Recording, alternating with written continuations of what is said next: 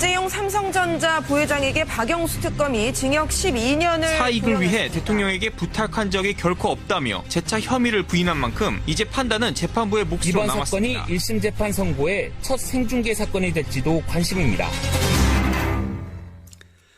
삼성전자 이재용 부회장에게 징역 12년이 구형됐습니다. 이재용 부회장은 무죄를 주장하면서 울먹였고 특검은 정경유착 부패 범죄를 엄벌해야 한다고 지적을 했습니다. 무죄일 것인가 아니면 중형이 내려질 것인가 2주 뒤면 1심 선고가 내려지는데요.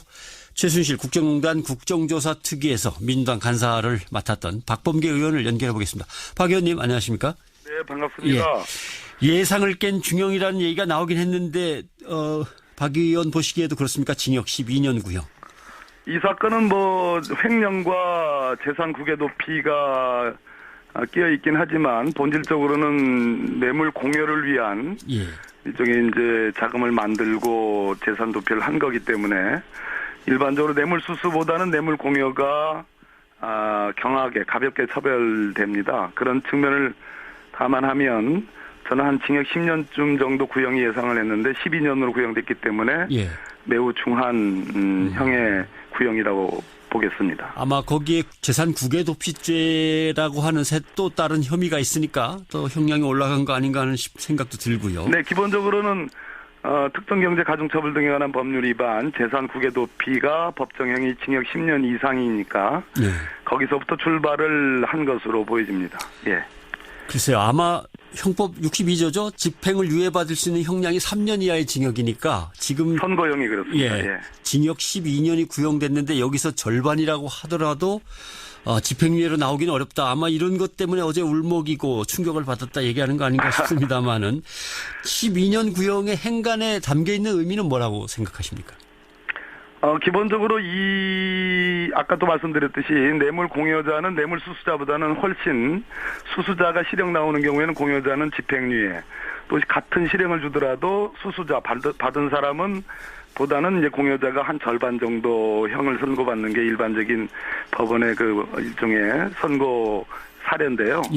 이번에 아마 이재용 부회장에 대한 징역 12년 구형은 일단은 박근혜 전 대통령과 최순실에 대한 구형량이 우리가 예상한 것보다 훨씬 높은 구형이 예상이 되고요. 두 번째는 삼성전자 이재용 부회장은 최순실, 박근혜 전 대통령에 못지않은 이번 국정농단의 한 축으로 특검은 박영수 특검은 정경유착에 뿌리 깊은 어떤 고리로 보셨는데요.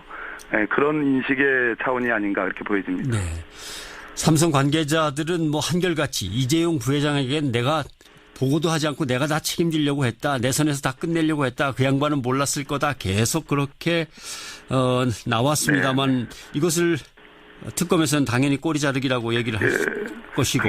논리적으로 이게 말이 안 되는 것이 물론 제 견해긴 합니다만은 이제 전체적으로 공판의 과정 등을 보면 최지성 부회장 쪽으로 책임을 미루는 듯한 그런 분위기가 있었는데 이재용 부회장도 눈물을 이제 먹으면서 챙기지 못한 책임이라 그러는데 그 챙겼다는 게 최지성 부회장을 말리지 못한 책임이라는 취지인지 그건 이해가 안 됩니다. 그러나 중요한 거는 합병이 있었고 합병은 경영권 승계라는 효과를 드러냈고 그 승계의 효과는 이재용 부회장이 귀속을 했고 문제는 공권력이 작용을 한 것은 법원이 인정을 했거든요.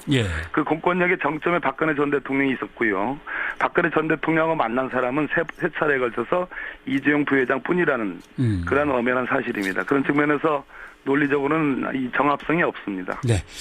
이번 재판을 놓고 지금 스모킹건이 없는 재판이다 이런 비난도 나옵니다. 특검이 이제 주요하게 생각했던 스모킹건이라고 할 수 있었던 장충기 전 삼성미래 전략실 사장의 휴대폰 메시지, 안종범 전 수석의 업무 수첩, 청와대의 말씀 참고 자료 이런 것들인데 여기서도 뇌물 공여 사건과 연관된 직접적인 증거가 없다는 것이죠. 어떻게 보십니까? 대통령과 우리나라 최고 가는 재벌기업 총수가 만났는데 무슨 대화를 나눴느냐라는 것에 대한 증언이나 증명이 있을 수가 없는 거죠. 이 사건 자체가 스모킹건이 있을 수가 없는 사건이고요. 문제는 아까 제가 말씀드린 듯이 논리칙과 경험칙 그리고 여러 가지 방대한 간접 정황 증거인데요. 저는 스모킹건에 준하는 증거들이 다행스럽게 재판 말미에 나왔다. 첫째는 물론 이제 안정범 수첩은 뭐 대단히 중요한 증거고요. 거기에다가 정유라의 진술, 즉 굳이 돈을 주고 살 필요가 있겠느냐 말을 네 말처럼 써라라는 그런 최순실의 말이 있었다라는 그런 증언과 이번에 2014년 5월에 작성된 그 청와대 민정수석실의 삼성그룹 경영권 승계 지원 방안 검토 문건, 이것이 제가 보기에는 스모킹건에 준하는 증거다. 전체적으로 흐름이 이재용 부회장 측에 유리하게 진행이 되다가 재판 말미에 정유라와 민정수석실, 정무수석실 발견 문건들이 나오면서 흐름이 조금 바뀐 거 아니냐 그렇게 평가하고 있습니다. 네.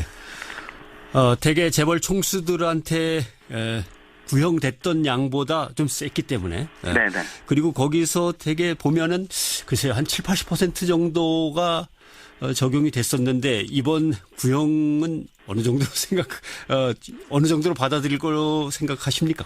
네, 넥대 기자님, 예단하기는 어려운데요. 예단하긴 참 어렵습니다만, 예. 아까 제가 말씀드렸듯이, 당초 이재용 부회장 또 박근혜 전 대통령 최순실의 이 뇌물 사건에 대한 공판의 흐름, 특검이 가장 중요하게 생각했던 이 공판의 흐름은 특검 쪽엔 다소 불리하게 진행되는 거 아니냐라는 것이 중후반까지의 관전평이었는데요. 예.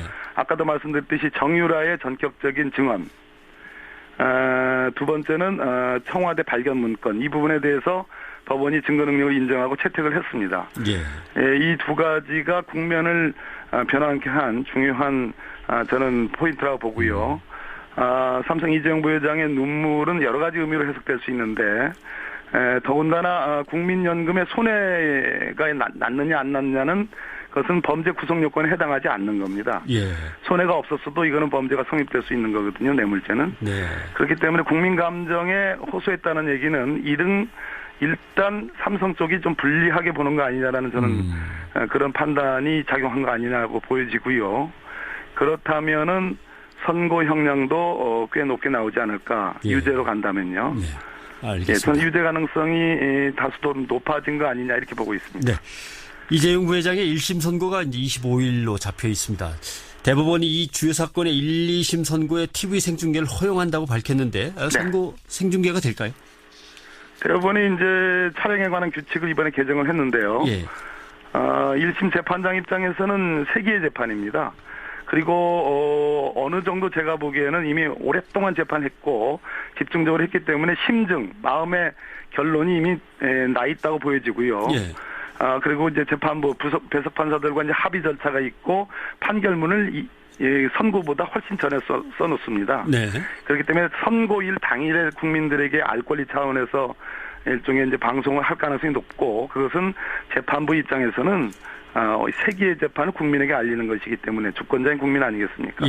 그럼 뭐 부담의 문제는 아니라고 보여집니다. 네. 이런 예단에 관련된 질문이 자꾸 나와서 죄송합니다만은. 야, 이거 국민들한테 생중계되는 장면인데 하면서 뭔가를 준비하다 보면은 뭔가 판단에 조금 이렇게 영향을 미치게 될까요? 이런 것도?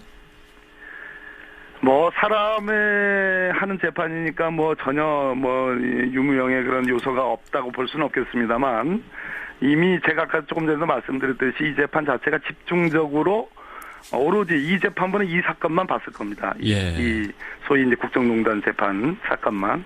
그렇기 때문에 저는 어떤 심증의 결론을 한 90% 정도는 재판부가 내고 있기 때문에 국민들에게 이것이 방송이 되더라도 결정적인 영향은 없다 이렇게 보여집니다. 그렇군요. 뇌물죄 성립 여부에서 제일 이제 관심을 갖고 있는 것이 박근혜 전 대통령과 최순실 씨를 사실상의 경제 공동체라고 본 특검의 입장이 과연 인정받을 수 있을 것인가라고 하는데 여기에 대해서는 어떻게 보십니까? 경제 공동체 논거는 당초 특검 수사 당시에 나왔던 얘기들이고요. 구속영장 청구하고 그럴 당시에 나왔던 얘기들이고 그 뒤로는 이 경제 공동체 논거는 많이 들어갔습니다. 이것이 주요한 논거는 아니고 더더군다나 경제 공동체가 아니라 하더라도 얼마든지 뇌물죄 구성은 가능하기 때문에 이번 그 사건의 포인트라고는 보여지긴 어렵고요. 중요한 것은 삼성 쪽 변호인의 핵심 방어 일종의 전략은 박근혜 대통령이 요청해 간 것이 아니고 최순실의 강요 공갈에 의해서 승마 지원이 됐다라는 걸 강조했습니다. 예. 그러면 삼성의 합병과 경영권 승계도 최순실의 강요에 의한 것이냐? 최순실이 그럴 이유가 없지 않습니까? 예. 그러니까 그 전체적으로 우리가 어떤 그 법조인들이 뭐 판사든 검사든 변호사든 전체적으로 어떤 문건을 써내려갈 때 판결문부터 뭐 공소장이든 또는 변론 유지서든 변호사에 써내려갈 때 소위 논리의 정합성, 아구가 맞는 그것을 굉장히 중요시 여기는데 이재용 부회장의 눈물, 책임 운운 그리고 최순실의 강요 공갈 얘기 그러나 현실적으로 만난 사람은 이재용 부회장 그리고 이 승계의 이 효과는 이재용 부회장이 누리는 것 이것을 감안해 보면 전체적으로 아구가 맞지 않는다. 소위 예. 정합성이 없다. 이렇게 보여집니다. 네. 제가 아무리 못났어도 서민의 노후 자금인 국민연금에 손해를 끼치고 욕심을 내겠습니까? 라고 했는데 이 부분의 눈물은 약간 악어의 눈물이라고 보시는군요. 뭐 예. 표현은 이제 동의하지 하기 어렵습니다만 예. 어쨌든 포인트 뇌물 공여 수수의 본질이 성립하는 부분과 관련해서 국민연금이 손해가 났느냐 안 났느냐는 예. 것은 요건이 아닙니다. 네, 알겠습니다. 오늘 도움 말씀 고맙습니다. 네, 감사합니다. 예. 최순실 국정농단 국정조사 특위의 민주당 간사를 맡았던 박범계 의원이었습니다.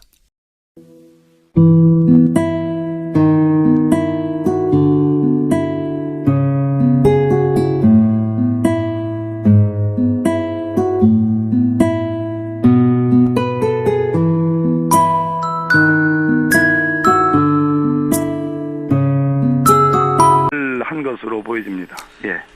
글쎄요, 아마 형법 62조죠. 집행을 유예받을 수 있는 형량이 3년 이하의 징역이니까 지금 선고형이 그렇습니다. 예, 예. 징역 12년이 구형됐는데 여기서 절반이라고 하더라도 집행유예로 나오기는 어렵다. 아마 이런 것 때문에 어제 울먹이고 충격을 받았다 얘기하는 거 아닌가 싶습니다만은 12년 구형의 행간에 담겨 있는 의미는 뭐라고 생각하십니까? 기본적으로 아까도 말씀드렸듯이 뇌물 공여자는 뇌물 수수자보다는 훨씬 수수자가 실형 나오는 경우에는 공여자는 집행. 이재용 삼성전자 부회장에게 박영수 특검이 징역 12년을 사익을 위해 대통령에게 부탁한 적이 결코 없다며 재차 혐의를 부인한 만큼 이제 판단은 재판부의 몫으로 이번 남았습니다. 사건이 1심 재판 선고의 첫 생중계 사건이 될지도 관심입니다. 삼성전자 이재용 부회장에게 징역 12년이 구형됐습니다. 이재용 부회장은 무죄를 주장하면서 울먹였고 특검은 정경유착 부패 범죄를 엄벌해야 한다고 지적을 했습니다. 무죄일 것인가 아니면 중형이 내려질 것인가 2주 뒤면 1심 선고가 내려지는데요. 최순실 국정농단 국정조사 특위에서 민주당 간사를 맡았던 박범계 의원을 연결해 보겠습니다. 박 의원님 안녕하십니까? 네, 반갑습니다. 예상을 깬 중형이라는 얘기가 나오긴 했는데 박 의원 보시기에도 그렇습니까? 징역 12년 구형. 이 사건은 뭐 횡령과 재산 국외 도피가 끼어 있긴 하지만 본질적으로는 뇌물 공여를 위한 예. 일종의 이제 자금을 만들고 재산 도피를 한 거기 때문에 일반 행위에 또 같은 실형을 주더라도 수수자 받은 사람은 보다는 이제 공여자가 한 절반 정도 형을 선고받는 게 일반적인 법원의 그 일종의 선고 사례인데요. 예. 이번에 아마 이재용 부회장에 대한 징역 12년 구형은 일단은 박근혜 전 대통령과 최순실에 대한 구형량이 우리가 예상한 것보다 훨씬 높은 구형이 예상이 되고요. 예. 두 번째는 삼성전자 이재용 부회장은 최순실, 박근혜 전 대통령이 못지않은 이번 국정농단의 뇌물수수보다는 뇌물 공여가 경하게 가볍게 처벌됩니다. 그런 측면을 감안하면 저는 한 징역 10년쯤 정도 구형이 예상을 했는데 12년으로 구형됐기 때문에 예. 매우 중한 형의 구형이라고 보겠습니다. 아마 거기에 재산 국외 도피죄라고 하는 또 다른 혐의가 있으니까 또 형량이 올라간 거 아닌가 하는 생각도 들고요. 네, 기본적으로는 특정경제가중처벌 등에 관한 법률 위반, 재산 국외 도피가 법정형이 징역 10년 이상이니까 예. 거기서부터 출발을